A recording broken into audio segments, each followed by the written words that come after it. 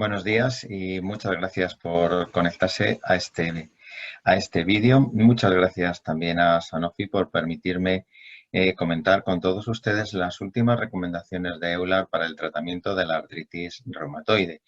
Es la actualización realizada en el 2019. Aquí tienen ustedes mis conflictos de interés y esta es la publicación que ha salido ya publicada en el 2020 con todos los autores y sus referencias. Para empezar o como introducción, dentro de los principios generales, en las nuevas recomendaciones del 2019 se ha añadido un nuevo principio general que es el D, y se han mantenido los 4 anteriores. El primero, que era el tratamiento de la artritis reumatoide, debe estar de acuerdo entre el paciente y el reumatólogo, que las decisiones terapéuticas se deben basar en la actividad, en cuestiones de seguridad y otros factores como las comorbilidades, que los reumatólogos son los especialistas que tienen que tratar la artritis reumatoide.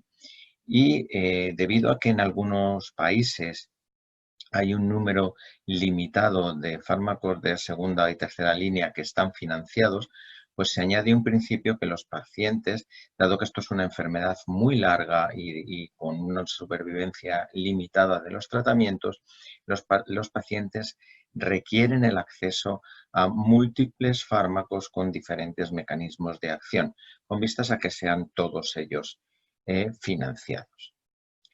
Dentro de las recomendaciones punto por punto, pues la primera, que es el tratamiento con FAMES, se debe comenzar en cuanto se confirma el diagnóstico, no ha cambiado. El objetivo del tratamiento de cada paciente es alcanzar la remisión o la baja actividad según la enfermedad, tampoco ha cambiado. La tercera, la monitorización debe ser frecuente cuando la enfermedad está activa. Si no hay mejoría a los 3 meses, hay que suspender el tratamiento. Si hay mejoría, el objetivo se debe esperar hasta los 6 meses. La cuarta no tiene tampoco modificaciones.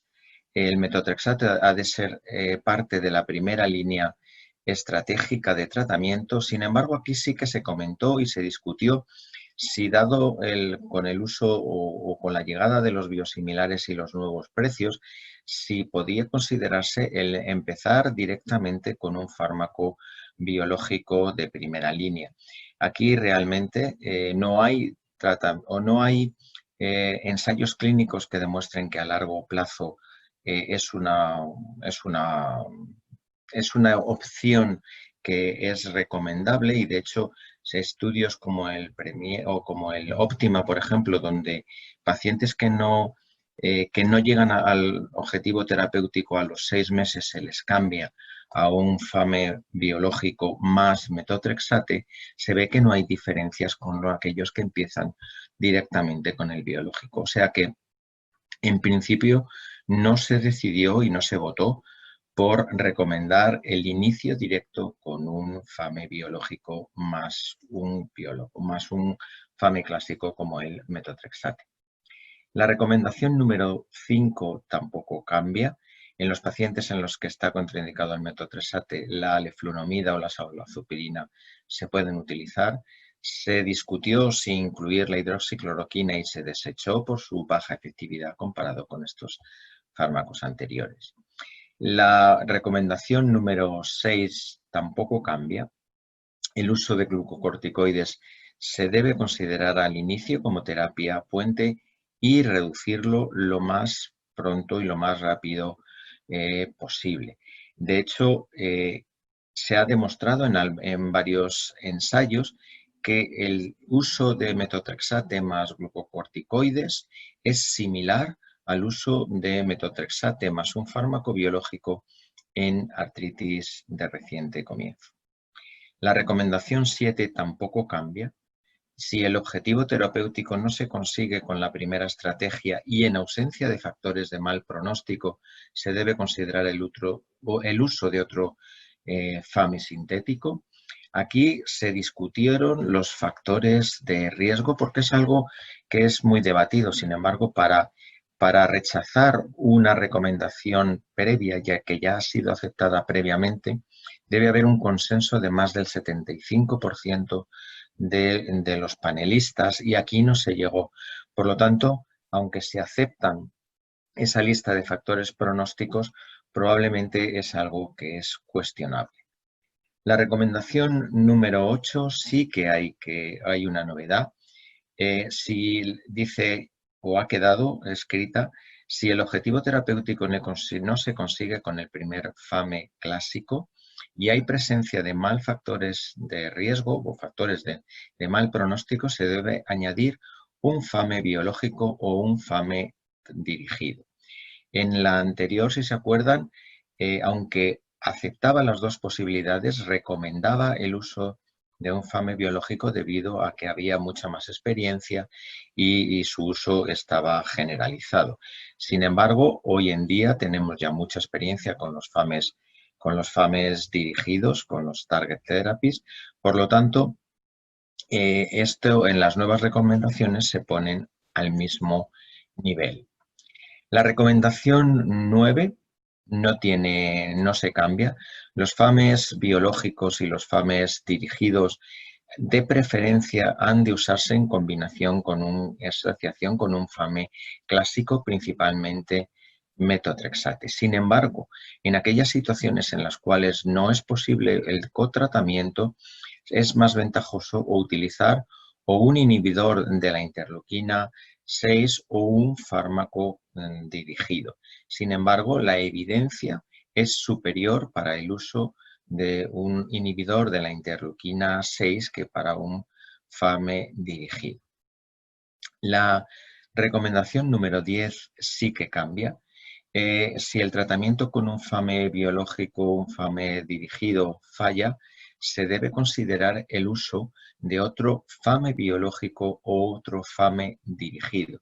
Y de hecho, incluso se acepta que si falla un anti-TNF, se puede utilizar un segundo anti-TNF basado en el estudio Accelerate. Sin embargo, en esta la novedad es que en la recomendación anterior ponía al mismo nivel tanto un segundo cambio de diana o mantener la misma diana. Sin embargo, en esta nueva recomendación se recomienda un cambio de diana terapéutica más que utilizar un segundo FAME biológico de la misma clase. La recomendación número 11 no cambia. Si un paciente se encuentra en remisión persistente tras la reducción de glucocorticoides, se puede considerar la reducción del FAME biológico o del FAME dirigido, especialmente si el paciente está tratado con una combinación de FAMES. En esta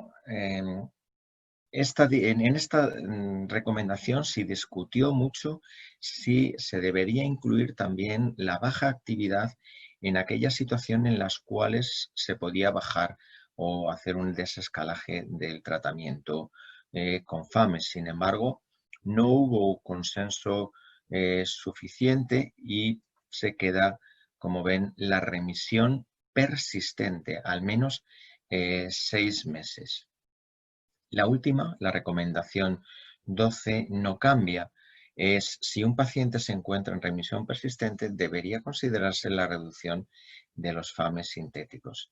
Se recomendaba bajar primero el FAME biológico y posteriormente bajar una vez que se ha suspendido el FAME biológico, empezar la reducción de los FAMES clásicos. Sin embargo, debido a un estudio que ha salido al menos en mi opinión, no de excesiva calidad, que es el estudio TARA, donde es un estudio que compara reducir el FAME biológico versus el FAME clásico, pues se da la opción a que los dos o que sea indistinto rebajar cualquiera de ellos. Sin embargo, debido a que los FAMES biológicos son más caros y tienen más riesgo, al final la recomendación es que se baje o haya un descenso primero del fármaco biológico y posteriormente del FAME clásico. Por último, en relación a recomendación que habíamos comentado de qué hacer cuando se falla a un FAME biológico. Como hemos visto, cualquiera de las recomendaciones, cualquiera de los tratamientos que se puedan hacer es factible, es útil. Y aquí tienen ustedes los datos del estudio Ascertain, que es un estudio, aunque el objetivo primario fue la seguridad, es un estudio que pide la FDA, como análisis secundario también se valora la eficacia. Y como pueden ver ustedes en esta diapositiva, pacientes que han fallado tanto a dosis de 4 como a 8 miligramos de tocilizumab. Inicialmente el estudio era con 4 miligramos, sin embargo, en aquellos pacientes con respuesta insuficiente se permitía que se subiera la dosis hasta los 8 miligramos, que es la dosis que se utiliza aquí en Europa. Pues cuando estos pacientes con respuesta insuficiente al tocilizumab se cambiaban al sarilumab, como ven ustedes, había un porcentaje de pacientes aquí en rojo, que es en el estudio a largo plazo, después de las 12 semanas, que conseguía una eficacia terapéutica. O sea que, igual que ya se ha demostrado en el estudio Accelerate que un segundo anti-TNF puede ser eficaz en casos de fallo primario al primer anti-TNF, este estudio prueba que un segundo inhibidor del receptor de la interleuquina 6 puede ser eficaz en casos del fallo a un primero. Y como conclusión, bueno, pues este artículo presenta la actualización de las recomendaciones EULAR del tratamiento de la artritis reumatoide. Aunque se reconoce, y lo reconoce el manuscrito, que los cambios son menores, no significa que no se haya producido durante todo este tiempo evidencia suficiente, sino que toda la evidencia que se ha generado durante todos estos años lo que hace es reforzar todo lo que se había descrito en las recomendaciones anteriores. O sea que quiere decir que estaban bien realizadas. Se incorpora un nuevo principio general para que todos los fármacos puedan ser accesibles. Se mantienen sin cambios 8 de las 12 recomendaciones, de la 1 a la 7, la 9 y la 12, y se introducen 3 cambios en la recomendación 8, 10 y 11. El inicio del tratamiento con un FAME biológico o un FAME dirigido tras el fallo a la primera línea de tratamiento, donde los equipara. El tratamiento recomendado después del fallo al primer biológico generalmente suele ser un anti-TNF que recomienda el cambio de línea terapéutica y la reducción del tratamiento en pacientes en remisión persistente. Y muchas gracias por su atención.